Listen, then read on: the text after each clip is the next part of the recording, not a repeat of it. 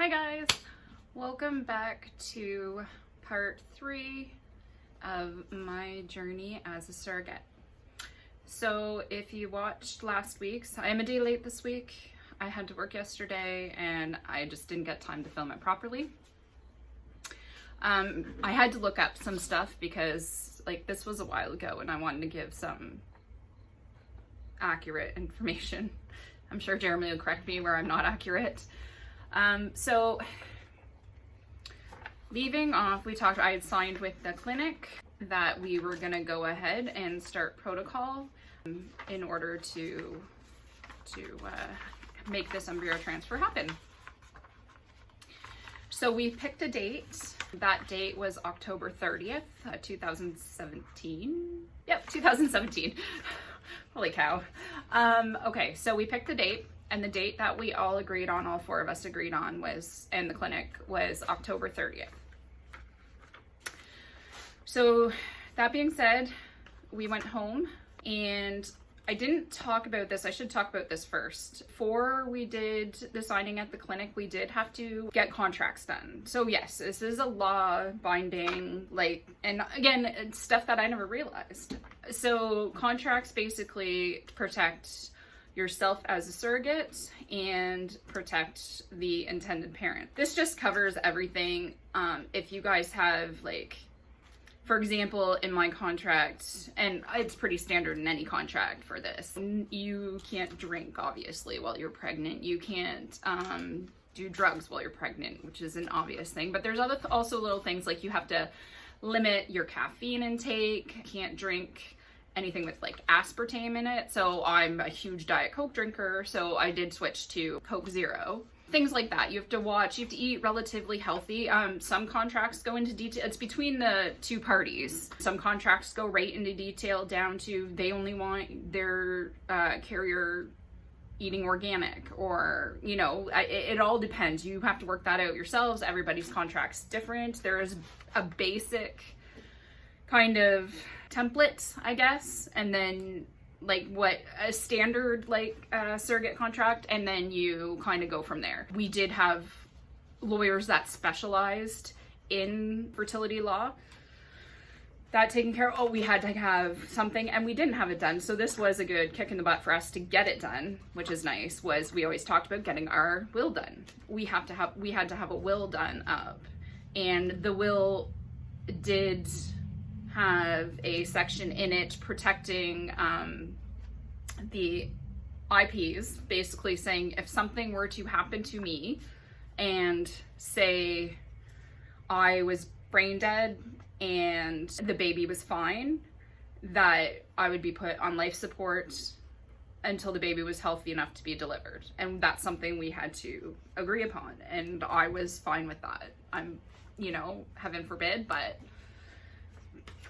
those are things you have to really think about. Are you really mentally prepared if that were to happen? So it's something that we had very serious conversations about. Another thing, we had life insurance for protection for all of us. Basically anything that could potentially happen or that there could potentially be a disagreement about is covered in that. It is very detailed. I'm not going to go into too much about it because it's really a personal thing. But anyway, so now going back, so contract signed, fly all the way there to Connecticut, had our screening, passed our screening, signed the contract there to be the carrier, and then we get sent home, and the first box of medications is sent out along with a calendar. So we got a very detailed calendar about exactly what you take, when you take it, and for how long you take it, what time you take it, kind of thing. So I was on birth control, and that is basically just to control your cycle. I mean, my tubes are tied, so that's not an issue, but I had to be on it just so that they could kind of make your cycle work with the proper timing, just because I have to fly all the way there to Connecticut to have this done, and you've only got a day, so everything has to be timed just perfectly. Then on the 16th, I had to go for a ultrasound as well, and they checked my lining to make sure that my uterus the lining was going to be thick enough. We got all of that. Sorry, I'm just kind of like going back here. I should have done this before. Yes, so my lining was good on the 16th. I had to go for blood work, and I got all my blood work and ultrasound and everything. I had to drive to London, and actually I had to go quite back and forth quite a bit to have all my levels checked to make sure that I was good to go for the 30th. Otherwise, what they do is they would if everything wasn't perfect, they would postpone it, and then we'd start again the next month. Okay, let's talk medications. Okay, so my medication protocol would have started around October 3rd. And so I'm not going to go into detail on like exactly when I had to take everything. I know I was on, just going from memory and looking at these sheets, I kept everything. So I was on prenatal vitamins. I was on azithromycin. I don't remember that, but progesterone and oil. And I had to do the progesterone and oil for 12 weeks after confirmed pregnancy as well. So I had to do it for the week leading up to transfer, and then for another 12 weeks after. So I had to start progesterone and oil. I started prior to transfer, and then it looks like after transfer or prior to transfer, I also started estrogen and Lupron. So there was a time where I was doing 3 injections a day, 1 being the Lupron, which was just in the tummy, and then 2 being intramuscular injections, aka in the butt. Not the most pleasant thing in the world, but we got through it. It wasn't, it's a very small price to pay for this. So that progesterone went into 12 weeks. Once I was confirmed pregnant, I continued that for 12 weeks. I also had to take prednisone for, I believe it was like 5 days after transfer, and that's just to help with any possible infections that your body might get, or if your body tries to reject the embryo, I believe is what it is, because it's an outside. So if it tries to, I don't know, I'm just rambling, but I had to take progesterone for infection, or prednisone, sorry, for, oh no, it looks like 10 days. Anyways, crap load of medication. So everything was good. Went for my lining check. That went extremely well. I passed the lining check, so we were ready to move on for October 30th. So we arrived in Connecticut on October 29th, and we were staying until, we were there the 31st. We stayed until we flew home November 1st. So we were there for Halloween, and we went into New York City. That's a whole nother story, but I'll tell you about that after. So anyway, got there late the 29th. Had to do a we had to fly from Detroit. I did a layover in Philadelphia, and then from Philly to Connecticut. We weren't too far from the clinic. We stayed at a hotel that night, and then had our appointment first thing in the morning. It was not a very long process. Literally, the embryo transfer took 10 minutes. You took more time just getting ready, but it was a very simple process. No pain whatsoever. I don't know, it was unbelievable. And you watch, Jeremy got to be in there, and you can watch on the ultrasound, and you can watch on the screen, they show a picture of the embryo going in.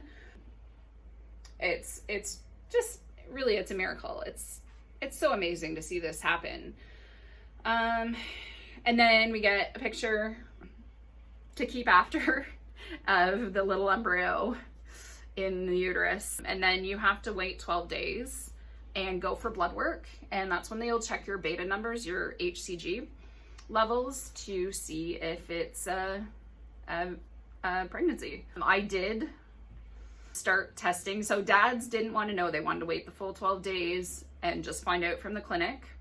I personally started testing at home probably the day after, which is stupid because it's going to take at least 5 days before it'll show up on a home pregnancy test. But I want to say it was day 5 and there was a line and I was so excited and I so wanted to tell dads, but I knew they didn't want to know and get their hopes up. So I tested probably twice a day, every day, up until I got the blood work done. I'm pretty sure Jeremy was ready to kill me for the amount I spent in pregnancy tests.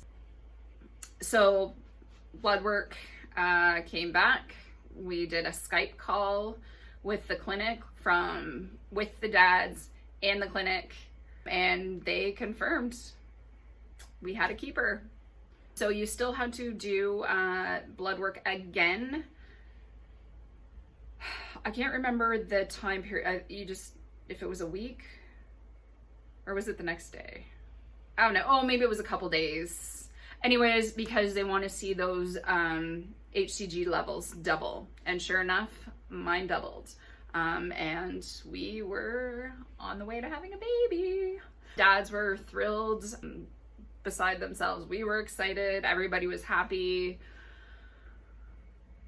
And now it was time to start planning to be pregnant again.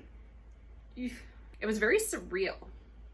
Nothing in this even really felt real until that moment of hearing those words, congratulations. You're gonna have a baby again. Yeah.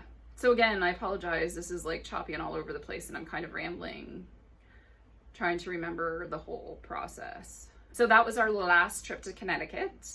I had to continue to go to London to constantly get blood work done and make sure, and I had to have ultrasounds done. They keep a really, really close eye on everything for the first 12 weeks. And after that 12 weeks, if they're sufficiently happy with everything, I believe it was 12 weeks, they're sufficient, everything's going good, then you are what you consider graduated from the clinic, and then you just move on to your own OBGYN or your own family practitioner to finish off with the rest of the pregnancy. What else did we do? So before we flew home, I said we went to New York. We have never been to New York and it was like right there. So we ended up hopping on subway and just went and spent a day in New York City. Wish we would have had longer, but it was pretty cool because it was on Halloween. Do have a Halloween parade and stuff like that. It was kind of cool just to see the area. But yeah, other than that, then we hung out in Connecticut for a little bit the next day until our flight, and then we were home and back to work. Thanks for joining me again today. Again, I apologize for it being so, I feel scatterbrained with it.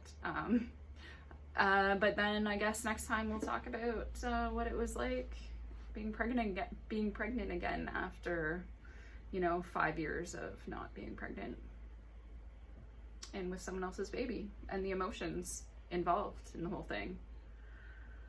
Yeah. All right. Hope everybody has an amazing week.